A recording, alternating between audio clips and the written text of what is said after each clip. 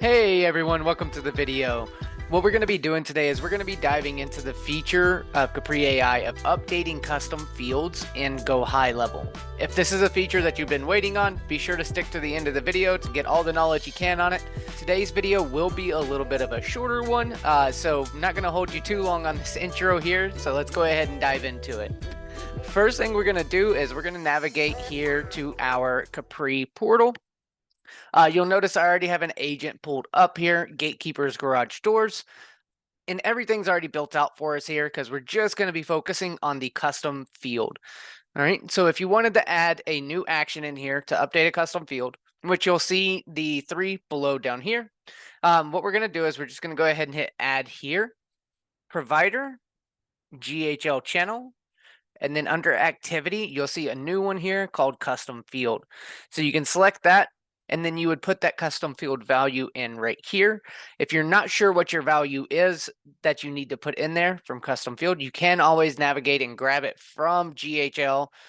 For this particular purpose, let's say we were doing address 1. We click that, it's going to populate that in there. We're just going to go ahead and copy that and then paste it right in here, and exactly like that. All right. Now, at some spots in GHL, if you copy this field directly, it will have spaces on either end in between the curly brackets. When you paste this, just make sure to get rid of those spaces there, and you should be all good to go. So just like that right there. Now, for the rest of this, what we're going to do is we're going to actually go ahead and navigate to these that are already built out. All right, so we'll see exactly the same thing we just put up there of address 1 is what this field is for. And then we're going to select this right here. So we're selecting when to evaluate it. So we're telling the AI to evaluate this either on every turn or only when this field is empty.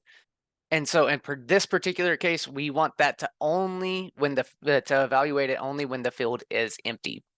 All right. And the prompt, as always, is you're telling it when and how to use this resource. All right. So this prompt is this field should be updated with the street address of the user. Only the street address should be included, not the city or state. Those will be filled in separate fields, but not this one. We want to specify this because, once again, we are asking it to fill in an address. This field itself is called address. So on occasion, it will pull the full address, but setting it in the prompt and letting it know that we're only looking for the street address, not the city or state, should allow it to understand the instructions and only pull the street address for this field. And we'll show that in action here in just a little bit. All right. So the same thing is going to be applied to these other two fields. It's the exact same thing, except it's going to be contact.city, and we just change up the prompt slightly to let them know that this is extracting city and not the address or the state. All right. And the exact same thing here with postal code. You can see it works exactly the same. Let's go ahead and jump into test and emulator. Let's see how this works in the emulator to show you. So first thing I'm going to say is I need someone to come repair my garage door.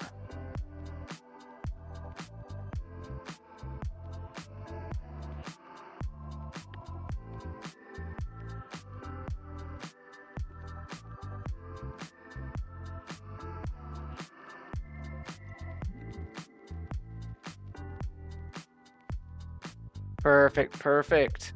All right, so you can see right here, it's asking me for that address. All right, so let's go ahead and give it one. Say 864 Willow Street, Plano, Texas, 75846.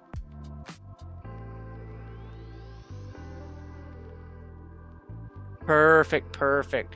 So we'll see right here, it gave us the response and it's asking for that time. But if we go ahead and click on this response info, it's going to let us know all of those actions it took. So one, it went ahead and pulled the street address for the address 1. It went ahead and pulled Plano as well as our zip code for the city and then zip code.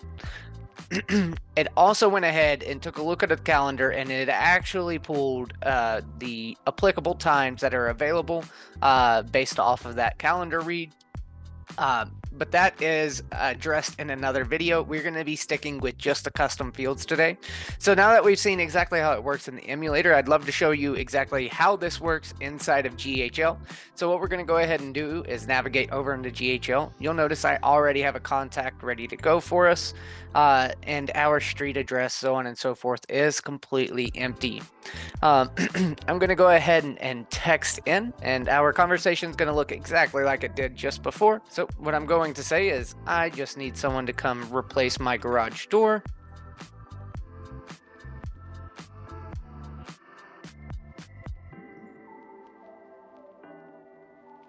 Perfect, perfect. All right. And for this one, we are going to say 218 Willow Lane, Plano, Texas.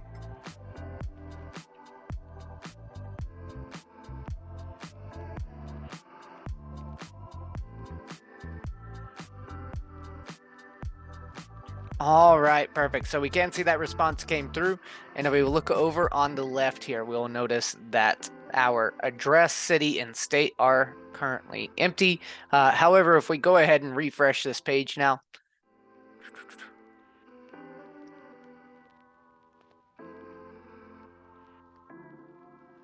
we will see that those fields did get filled out.